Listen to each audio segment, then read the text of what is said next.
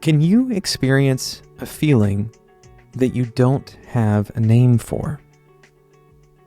Certainly, the answer to this is probably yes, because when we're very young, when our vocabulary is limited, we have plenty of complex feelings without knowing exactly what the name is for that feeling. But once we have a concept, a framework for the feelings that we're experiencing, we can start to attach more meaningful information and memories to those feelings. So what exactly is happening here, and how does it relate to our work, our day in and day out experiences with our teams?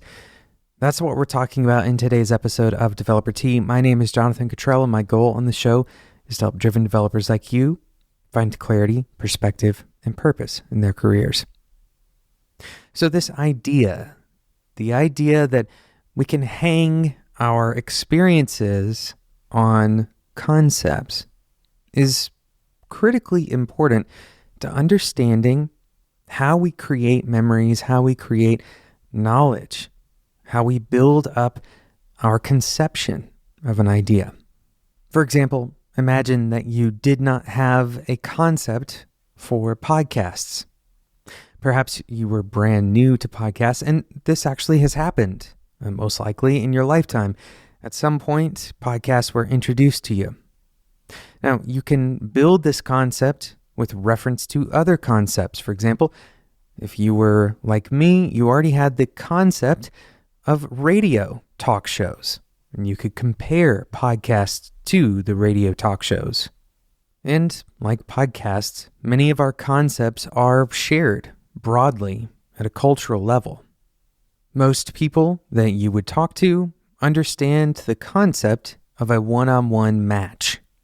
The idea that one person or one team is attempting to somehow beat another team. And similarly, we can imagine the concept of multiple individuals competing against each other, like in a race. But very few people would have the encoded concept of a multi-team sport, more than two teams. Now, let's set aside relay-style sports and think more in terms of interaction with other players.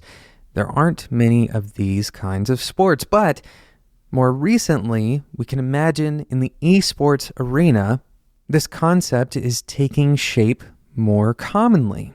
You can have multiple teams playing against each other in direct interaction with each other in a capture the flag style game.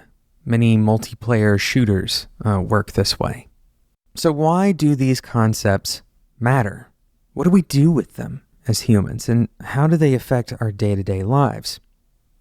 Well, as we go throughout our days, we're exposed to various stimuli, whether that's in our jobs or our interactions with other people, even in our own imaginations. We have experiences that our brain is constantly decoding. And these concepts, they change the way that our brains decode and ultimately respond to that stimuli.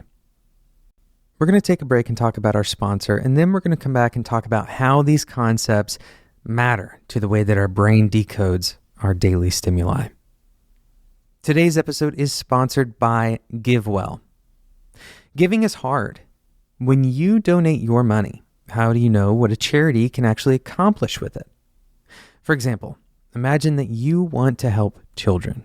You found two legitimately trustworthy organizations, but they run entirely different programs. One can save a child's life for every $300,000 donated, while the other can save a child's life for every $3,000 donated. If you could tell the difference up front, you donate to the one that was 100 times better at saving children's lives with your donated resources. Now, this is exactly what GiveWell does. It's hard for you to know what charities will actually accomplish with your donation, but GiveWell spends 20,000 hours each year researching which charities can do the most with your money. They recommend a short list of the best charities they've found and share them with donors like you. And you can have a big impact. GiveWell's recommended charities work to prevent children from dying of cheaply preventable diseases and help people in dire poverty. You can learn how much good your donation could do by visiting givewell.org/developer-T. Their recommendations are free for anyone to use, and GiveWell doesn't take any cut of your donation. First-time donors will have their donation matched up to $1,000 if they donate through givewell.org/developer-T. Thanks again to GiveWell for sponsoring today's episode of Developer T. So we asked the question at the beginning of this episode of, if you couldn't put a name to your experience, then can you really have that experience in its entirety? And it's a difficult question to answer, but we can look at the way that culture has propagated, and it specifically has propagated through language and the representation of language. And so by creating concepts specifically around our language, we've been able to transfer a lot of information from one generation to the next.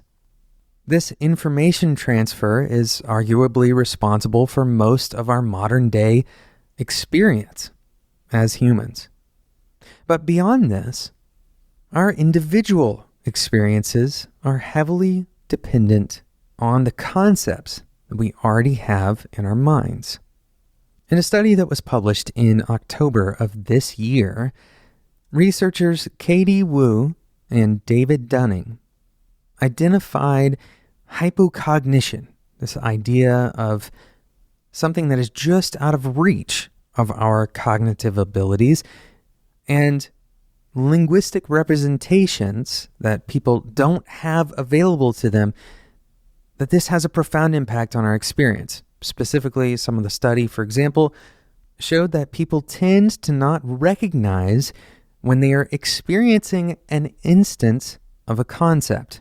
What does that mean exactly? Well, for example, the two researchers presented exotic fruits to Americans, and the ones who said that they knew what the fruit was reported having seen that fruit multiple times more than the people who didn't know what the fruit was.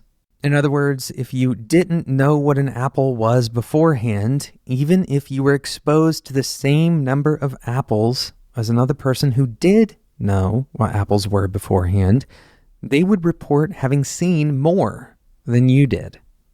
Your ability to recognize the thing as something that you've encountered before and that you already have a concept for changes your experience. It changes the things that you're able to remember and then act on in the future. And here's why this is critical. In the same study, the two researchers point out that this has implications in the workplace, specifically with relation to developers who have more experience and developers who have less. Now, they didn't call out developers specifically, but we can extrapolate because we're talking about human cognition here. Novice developers who experience the same bugs or see the same code or watch the same tests running, they have different concepts available to them than a more experienced programmer. Now, this has implications for the way that we organize our teams, but it also has implications for those of you who are senior developers trying to understand why a novice developer can't seem to catch bugs before they go out into production. The reality is that our experiences, the times that we've experienced those bugs in the past, those are our concept builders.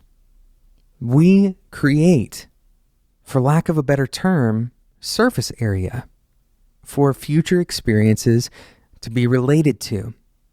Remember, we talked about having podcasts being related to radio talk shows. And the more experience we have, the larger our vocabulary gets, the more linguistic concepts we've built up, the more likely we are able to take advantage of the stimuli that we're receiving. You can imagine explicit examples of this. For example, trying to read a different language, or even worse, trying to interpret symbols from a different alphabet. When we don't have those concepts available, we quite simply process information entirely differently than someone who does have those concepts available. As a final note, let's keep in mind that concepts are not just a function of experience and time, but also a function of context. And this is why diversity on a team, and we mean this in the deepest sense of the word diversity, is critically important, because everyone's concepts that they have built, that they can use as their way of seeing stimuli, all of those concepts are valuable and important. Thank you so much for listening to today's episode of Developer Tea. Thank you again to GiveWell for sponsoring today's episode. Remember, first-time donors can have their donations matched up to $1,000. Head over to givewell.org/developertea. Today's episode wouldn't be possible without Spec.fm and our wonderful producer, Sarah Jackson. My name is Jonathan Cottrell, and until next time, enjoy your tea.